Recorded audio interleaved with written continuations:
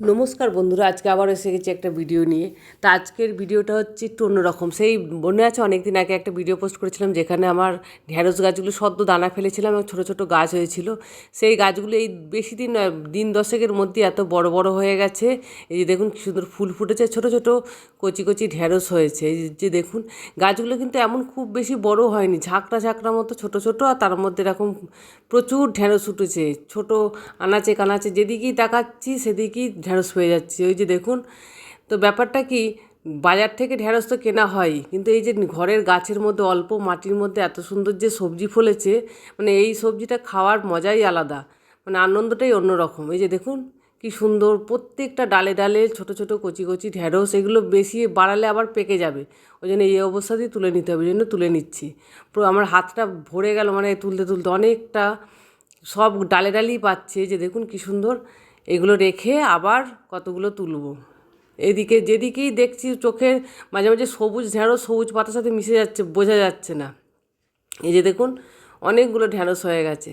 তো এইভাবে ঢ্যাঁড়সগুলো তুলবো। ঢ্যাঁড়সগুলোকে আজকে সিম্পল ঢ্যাঁড়সগুলো ভাজা করব। এই যে এই ডালে তো যে ডালটা দেখতে পাচ্ছি না তার ফাঁকেতেও দেখছি আবার একটা ঢ্যাঁড়স হয়ে আছে, আবার অনেকগুলো আছে ছোটো ছোটো, সেগুলো এখন তুলবো না, সেগুলো আরও দুদিন পরে বেড়ে যাবে, তুলবো। এই দেখুন এক মুঠোতে কতগুলো ঢ্যাঁড়স হয়ে গেছে। তো এগুলো রেখে দিই আর একটু ভালো করে খুঁজবো যে আরও কোথায় এদিক ওদিক আছে কি না। তো এইভাবে আমি ঢ্যাঁড়সগুলোকে তুলে নেব। এই যেখানে রেখে দিই, দিয়ে আর একটুখানি এদিক ওদিক দেখলে অনেক ঢ্যাঁড়স বোঝা যাচ্ছে না, কিন্তু গাছের ডালের সাথে লেগে আছে। তো এইভাবে বাকিগুলোকে এইভাবে তুলে নেব আমি। তো এমন এরকম ছোটো ছোটো টবের মধ্যে বেশ কী সুন্দর হয়েছে, দেখেও আনন্দ লাগে ভীষণ। তো ঢ্যাঁড়সগুলো আমার তোলা হয়ে গেল। তো বাকি ভাবছি গাছগুলোতে একটু জল দিয়েই যাই, রোদ উঠেছে গরমের মধ্যেই, দেখুন ঢ্যাঁড়সের ফুলও উঠেছে কী সুন্দর। তো এগুলোকে রেখে আমি গাছগুলোতে একটু জল দিয়ে দেবো, দিয়ে তারপরে ঘরে যাব। জলটা কল থেকে আনতে গিয়েও দেখি যে এখানেও দু তিনটে ঢ্যাঁড়স ভেতরের মধ্যে হয়ে আছে, মানে বোঝা যাচ্ছে না। এদিক ওদিক আনা, মানে ডালগুলোর টুকটাক এদিক ওদিক জায়গা তো প্রচুর ঢ্যাঁড়স ফলেছে। তো আমি কি করলাম, ঢ্যাঁড়সগুলো গাছটা জল দেওয়া হয়ে গেছে, তো ওই ঢ্যাঁড়সগুলোকে এই যে পুরোপুরি গাছের ঢ্যাঁড়স এগুলো কেটে এগুলো হয়েছে, এগুলোকে ভেজে নেব আমি। ঢ্যাঁড়স ভাজা তো ভীষণ সহজ, আপনারা সবাই জানেন।